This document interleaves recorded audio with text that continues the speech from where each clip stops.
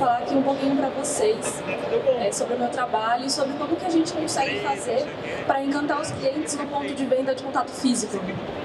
Meu nome é Laísa Adriane, sou arquiteta criativa na Romero Lab, sou formada em Retail Design pela UE de São Paulo, também sou formada em Arquitetura e Urbanismo pela FMU e formada em Design de Interiores pela ETEC Carlos de Campos. Eu vou começar falando um pouquinho para vocês sobre o que é Retail Design. Bom, basicamente o Retail Design são algumas técnicas que a gente utiliza para organizar a questão da jornada espacial, a jornada operacional, experiencial, comunicativa e interativa dentro de um ponto de venda. É muito importante que a gente consiga trabalhar essa questão de todas essas jornadas juntas, atrelada ao consumo e ao valor da marca. Assim a gente consegue criar um espaço interativo e também conseguimos encantar os clientes. Um dos pontos que a gente trabalha bastante no Retail Design é trabalhar os 5 sentidos. A gente sabe que o impacto visual é o primeiro que fica, então a gente tem o impacto primeiro visual, porém trabalhar todos os outros impactos como o olfato, a audição, o paladar e o tato dentro do ponto de contato físico é algo muito bom para que a gente consiga interagir um pouco melhor com o cliente. E pensando em tudo isso, em como a gente consegue juntar todos esses fatos, eu trouxe para vocês aqui um passo a passo que a gente desenvolve na Romero Lab, para poder falar um pouquinho de como a gente coloca na prática isso. Então, vamos falar como um primeiro passo, a gente estudar e conhecer o nosso público-alvo, porque quanto mais a gente consegue em contato com esse público-alvo, melhor a gente consegue atingi-lo. O segundo passo é a gente conhecer e entender a geometria da nossa loja. Então, a gente tem uma loja, a gente precisa identificar se ela é uma loja grande ou uma loja pequena. Mas quando a gente trabalha com conceito no Retail Design, a gente percebe como ele é flexível. Então, a gente consegue trabalhar o mesmo conceito em lojas grandes ou pequenas. E através de conhecer a geometria da nossa loja, a gente consegue criar uma jornada para o nosso consumidor. Como terceiro passo, a gente identifica as zonas quentes, mornas e frias da loja. Como quarto passo, a gente se certifica de que os equipamentos que a gente está expondo os nossos produtos, eles são bons ou eles são adequados. Não tem como a gente expor uma almofada no mesmo tipo de expositor, no mesmo tipo de gôndola que uma luminária, por exemplo. Então a gente sempre tem que trabalhar com os equipamentos mais adequados para que a gente consiga chamar a atenção desse nosso cliente. Como quinto passo, a gente geralmente planograma e endereça os produtos da nossa loja através de uma estratégia mercadológica e também através da análise do nosso público. Isso varia muito de segmento para segmento. Um outro ponto que a gente também trabalha muito é a questão de manter a loja cheia, limpa e abastecida. Como a gente falou anteriormente, a questão da visão e o impacto visual é a primeira coisa que chama a atenção da gente.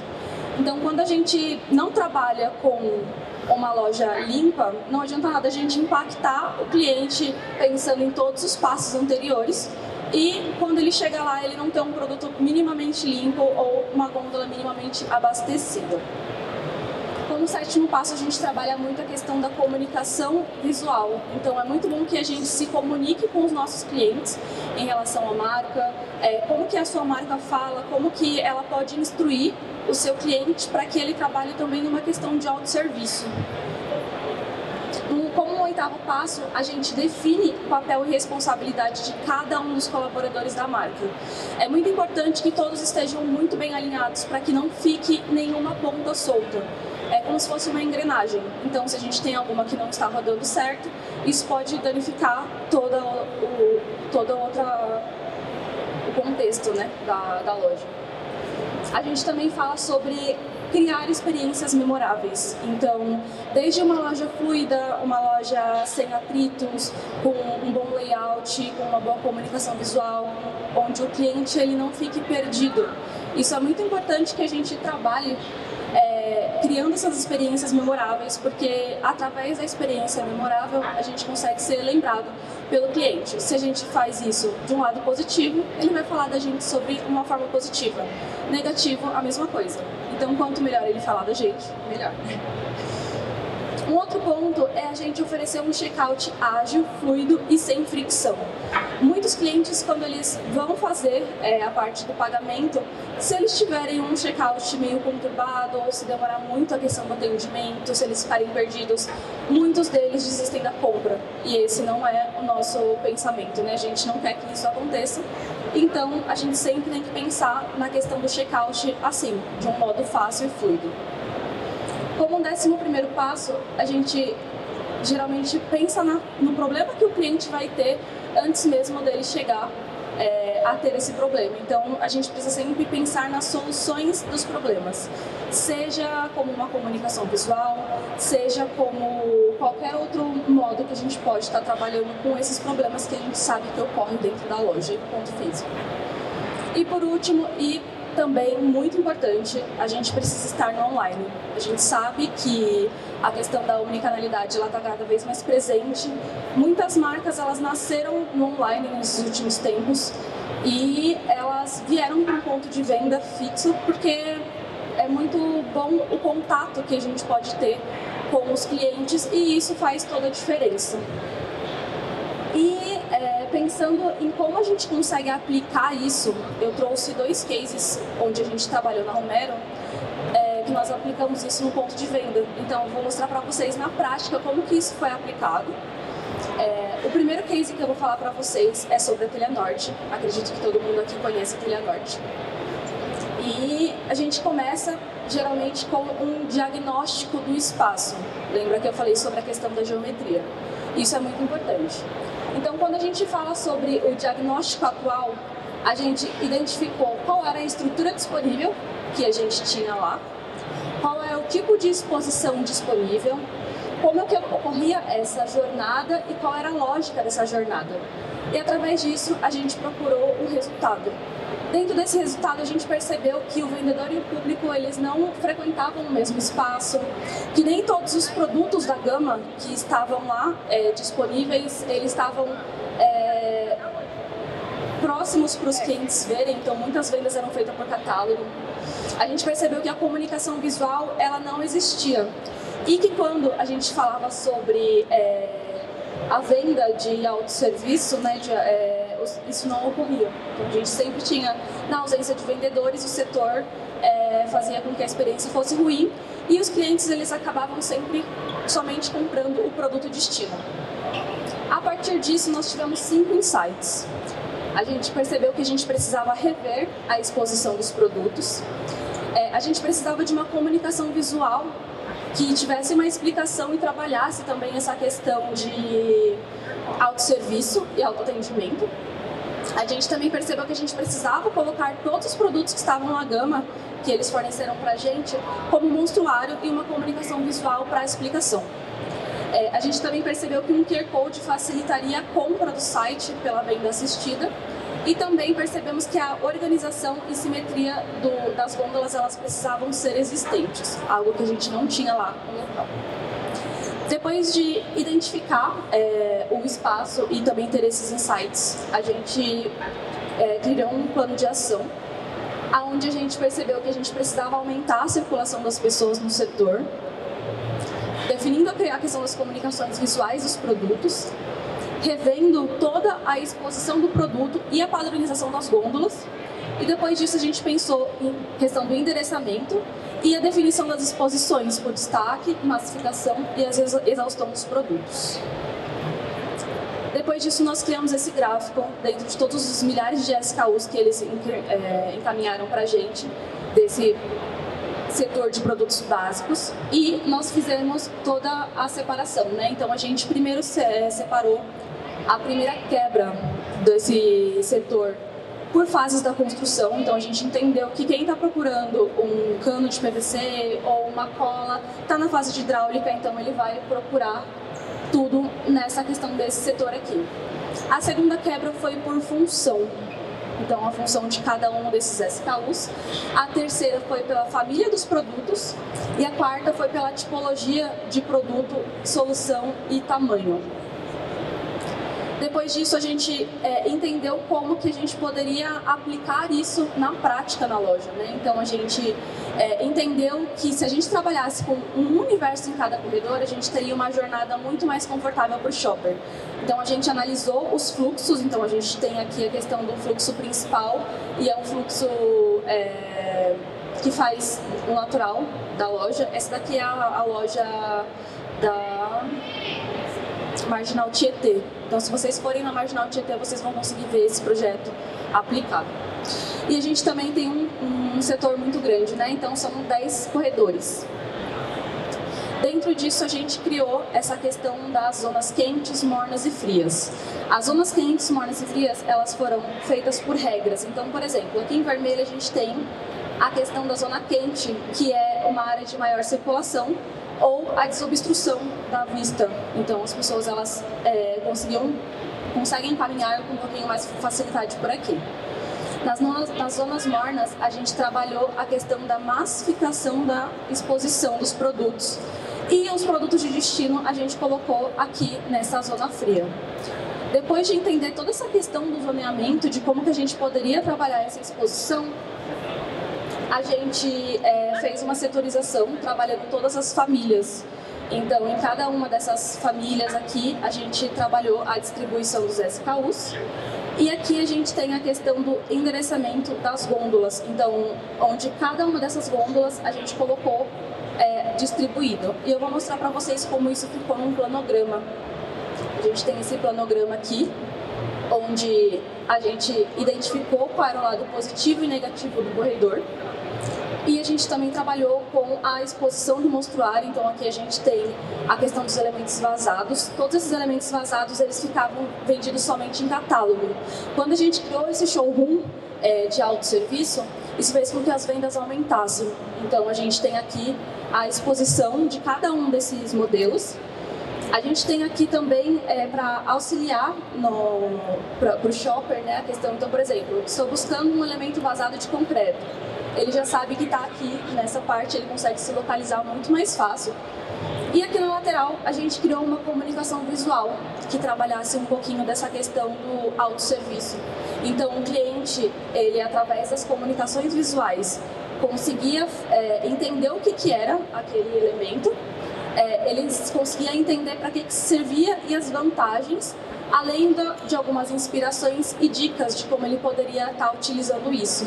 Sem contar também o modo que ele poderia estar calculando toda essa questão. Então, isso facilita muito o autosserviço e isso fez com que o aumento de vendas ocorresse. Quando a gente fala sobre essa parte de comunicação visual e autosserviço, isso é muito importante para que a gente consiga ter uma loja sem necessariamente muitos vendedores ou uma venda 100% assistida. E depois disso a gente vai entrando um pouquinho sobre o que é isso da Vedacity. A Vedacity todo mundo conhece aqui. É muito legal trazer esses dois temas, porque a gente entende como uma marca, a gente entende como que um home center ele se comporta, mas dificilmente a gente consegue pensar como uma marca ela vai se comportar dentro desse home center. Então a Vedacity procurou a gente para fazer um guia de execução no ponto de vendas.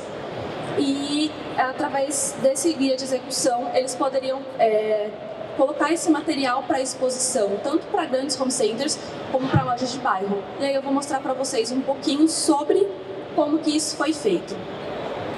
Inicialmente, a gente trouxe para eles um pouquinho do que era o merchandising, né? Então, nem todas as pessoas elas tinham conhecimento, né, que teriam acesso a esse guia. Então, para ficar cada vez mais didático, a gente trouxe sobre o que é o merchandising e quais seriam as ações desse merchandising no ponto de venda, que seria a questão de atrair os clientes, despertar a curiosidade, trazer uma experiência, informar, reverter em venda e conquistar o consumidor. Depois disso, a gente procurou fornecer para eles quais seriam os pilares da execução perfeita. E isso ocorreria através da presença da marca nas gôndolas, do share, então que seria a porcentagem do espaço que eles têm nas gôndolas, a questão do planograma, que a gente já falou anteriormente, e também a questão do MPDV, que seriam as gôndolas abastecidas com o material do ponto de venda. Depois disso, a gente colocou para eles quais seriam o tipo de exposição, né, ideal. E seria a exposição CLB, que seria o limpo, cheio e balizado. Quando a gente procura esse tipo de exposição, a gente procura evitar, né, a questão de ruptura dos produtos, uma exposição suja, um atendimento inadequado, e a gente sempre busca a questão das gôndolas mais abastecidas, com os preços com uma boa leitura, uma boa visualização desses produtos na gôndola também, com um bom atendimento, direcionamento e uma marca bem demarcada, com uma boa visibilidade no ponto de venda. Isso tudo foi um material que a gente encaminhou para eles como produto final. A Vedacity ela é uma marca líder premium na parte de impermeabilizantes. A gente entendeu como que isso iria ocorrer dentro dos home centers, né? Então a gente tem aqui a questão das zonas quentes para melhor exposição de vendas e como que essa exposição ela deveria ocorrer. Quando a gente fala sobre essa exposição nas zonas quentes, nós propusemos que as gôndolas elas estivessem sempre na ponta, ou que elas fossem feitas em ilhas, ou na ponta da gôndola mesmo, próximo aos corredores com maior fluxo de pessoas, próximo aos setores e produtos que a gente teria uma alta procura, e próximo ao caixa e os locais de atendimento. Então, esse daqui seria o ponto ideal dentro das lojas, quando a gente falava somente sobre a Vedacity. Quando a gente fala sobre a Vedacity próxima aos concorrentes, a gente entende que o ideal de exposição seria que eles tivessem umas gôndolas iniciais no setor de impermeabilizantes, então a gente segue trabalhando com a questão de áreas quentes, ao lado dos concorrentes que tivessem próximos os valores, né, os preços da marca, ocupando um maior espaço da gôndola que os concorrentes, e caso essa exposição ela seja por categoria, que a gente pudesse buscar uma altura próxima aos olhos. Então isso chama muito mais atenção de todos os clientes. Depois disso a gente analisou todos os SKUs que eles encaminharam para a gente e a gente percebeu que eles separavam todos esses SKUs não pela utilidade ou por um jeito mais fácil para os clientes, mas sim como a indústria categorizava eles. E a gente entendeu que muitos clientes eles não sabiam a diferença entre cada um desses produtos. Então, dentro dessa categorização desses produtos, a gente separou por área de aplicação. Isso faz com que os clientes que estejam buscando por exemplo, eles estão na etapa de fundação, eles encontrem todos os produtos para fundação e impermeabilização juntos. E como a gente sabe que a Vedacity é algo que cuida da fundação até o telhado em relação à impermeabilização, a gente separou essa área de aplicação por fundação, por piscinas e reservatórios, por piso, parede, estrutura, aditivos, lajes e coberturas e multiuso. E dentro do planograma ficou assim, separado. Então aqui a gente tem um caso para grandes redes, onde a gente colocaria um mundo ideal, né, da exposição da Vedacity, trabalhando com uma arquitetura monolítica aqui. Então a gente cria esse paredão amarelo e faz com que a presença da identidade visual amarela, né, da Vedacity, ela seja identificada bem de longe. E através disso a gente também tem aqui, ó, a questão dessa separação por área de segmentação. Então a gente tem aqui, ó, a fundação, piscinas e reservatórios e piso. E aqui a gente tem para cada um dessas áreas os seus produtos respectivos e eles disponibilizados aqui na gôndola, sempre pensando na área de aplicação. Então a gente tem aqui separadinho o tamanho das embalagens, então sempre os menores em cima e os maiores embaixo, a associação do produto e a hierarquia de presença. Aí a gente consegue ver esse caso ocorrendo nas grandes lojas e também as sugestões de peças de merchandising, porque foi para isso também que eles contrataram a gente. Então a gente trabalha aqui com merchandising, trabalhando com wobblers, com stoppers e até mesmo com infosheds, trabalhando essa questão da divulgação, da comunicação visual e tentando sempre buscar o autosserviço. A gente também tem isso aplicado na questão de revenda-chave, que são um pouquinho, lojas um pouco menores, e a gente também identifica esse mesmo cenário que eu falei anteriormente para vocês. E a gente percebe isso em lojas desde 2 a 3 gôndolas a uma gôndola. Como eu falei anteriormente, o legal da gente ter um conceito muito bem estruturado é que a gente consegue perceber a flexibilidade dele.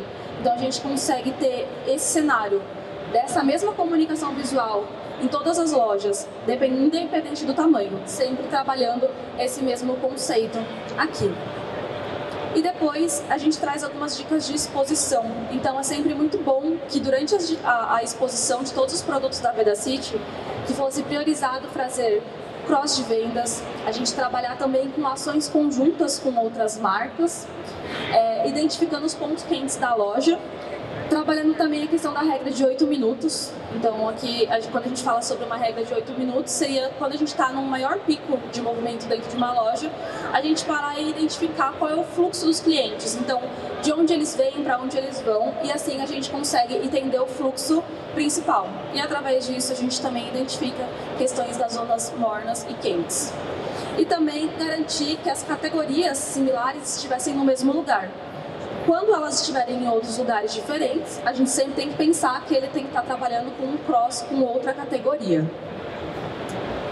E esse daqui é alguns dos cross-sellings que a gente fez para eles. Então, por exemplo, aqui a gente mostrou para eles a questão da parte de sem impermeabilização e quais são os produtos que seriam utilizados. Isso tudo virou comunicação visual e a gente consegue identificar isso no ponto de venda. Esse daqui é um outro cross-selling que a gente também fez para eles. A gente mostra aqui a questão da área molhada sem impermeabilização e também a parte com a impermeabilização. Esses são alguns dos pontos ou alguns dos cross-sellings que a gente fez para eles. A gente também fez uma possibilidade de cross-merchandising. Então, isso faz com que os clientes eles consigam identificar dentro desse cross e fazer essa compra, né? No caso, não vamos falar sobre uma compra casada, mas sim, estou buscando um item e eu acabo identificando um outro que pode auxiliar nesse meu problema. E mais nessa questão de cross-merchandising, a gente trabalhando com a parte de setor de tintas. Dentro de tudo isso que a gente falou, a gente desenvolveu alguns enxovais de merchandising, onde a gente sabe que a gente não vai conseguir encontrar uma loja com todos eles juntos. Mas o ideal é que a gente consiga encantar os lojistas a ponto de que eles queiram ter pelo menos um desses daqui dentro de suas lojas. Então a gente tem aqui banquinhos, a gente tem mesas de apoio para café, a gente tem clip strip para a gente conseguir fazer esse cross em outros corredores. A gente também trabalha com muggler, com alguns displays, ponta de gôndola. Esses daqui são alguns dos materiais que a gente desenvolveu para eles, mas vocês conseguem visualizar outros também diferentes em outras lojas. E vendo nisso, a gente também traz a questão da responsabilidade dos cargos, que estava nos passos que a gente falou logo no começo. Então, a gente identificando aqui todos os cargos, esses daqui são apenas alguns que a gente trouxe. Mas, por exemplo, o promotor de vendas treinando a equipe, capacitando os vendedores de loja, o promotor técnico organizando e abastecendo as gôndolas. É muito importante essa questão das responsabilidades dos cargos para que a gente consiga ter um atendimento e uma marca funcionando de uma forma bem redonda, né? Falando assim. E dentro disso a gente também mostrou qual seria o passo a passo do promotor de vendas, né? Então a gente tem essa questão desse passo a passo aqui. E também o glossário, como eu falei anteriormente, nem todas as pessoas que teriam acesso a esse guia de execução, elas entenderiam todas as palavras que a gente poderia estar falando, então a gente também trouxe alguns glossários com significados. Bom, essa daqui é algumas marcas que a gente trabalha lá na Romero Lab, algumas marcas que já confiaram no nosso trabalho e outras que a gente trabalha diariamente. Eu agradeço muito o contato para vocês e caso vocês queiram entrar em contato comigo ou tirar alguma dúvida, esse daqui é o meu contato e se vocês quiserem fazer perguntas, estamos aí. Alguém tem alguma pergunta?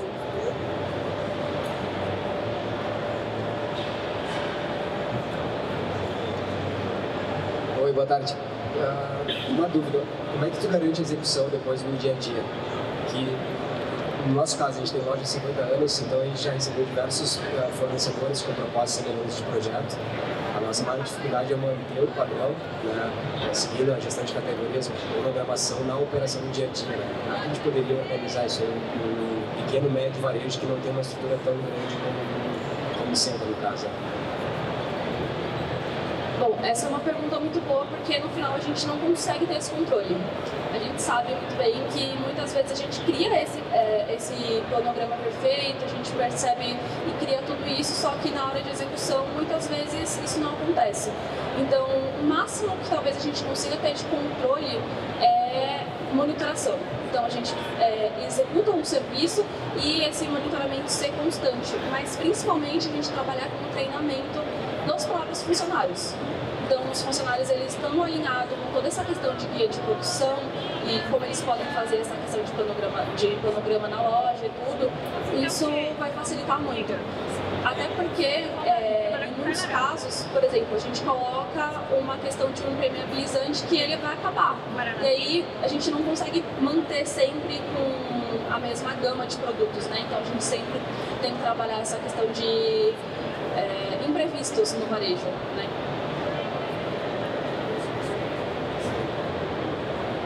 Sim, a gente faz todo o endereçamento do projeto e depois a gente faz todo o cronograma. Então, como que isso vai acontecer?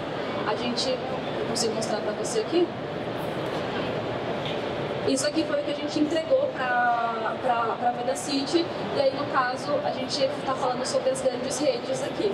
Mas se você for falar sobre uma loja em específico, a gente vai criar um endereçamento e um cronograma para a sua loja. Então esse vai ser o material que a gente vai estar disponibilizando para vocês, mas sempre pensando em cada conceito para cada um dos clientes. Como eu falei, esse caso aqui foi da Vedacity e a gente também teve o caso da Telha Norte, que são tamanhos diferentes de projetos, mas o entregável é sempre o mesmo.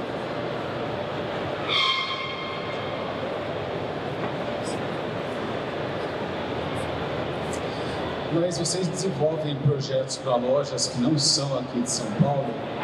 E mesmo que sejam lojas pequenas, médias, vocês conseguem fazer esses projetos e acompanhar? Como é que funciona esse trabalho? Sim, nós fazemos, tanto que para ser desenvolvido esse projeto da Vedacity, a gente visitou, foram mais de 9 semanas visitando lojas diariamente, de 5 a 6 lojas, e a gente faz o acompanhamento em todos os lugares do Brasil, até em alguns projetos internacionais que a gente está fazendo agora. E a gente faz o projeto, faz a visita, faz o levantamento, apresenta, alinha tudo isso, e aí depois a parte de execução, ou a gente participa também da execução, ou a gente também contrata algum profissional local para poder estar acompanhando todo esse desenvolvimento, para que o que a gente entregou em projeto seja realmente entregue o ideal para o cliente. Então a gente atende o Brasil inteiro, independente do tamanho, pequeno, médio ou grande, a gente atende todo mundo. Mas alguém tem alguma dúvida? Então eu acho que é isso, gente. Muito obrigada pela atenção de vocês e um ótimo dia.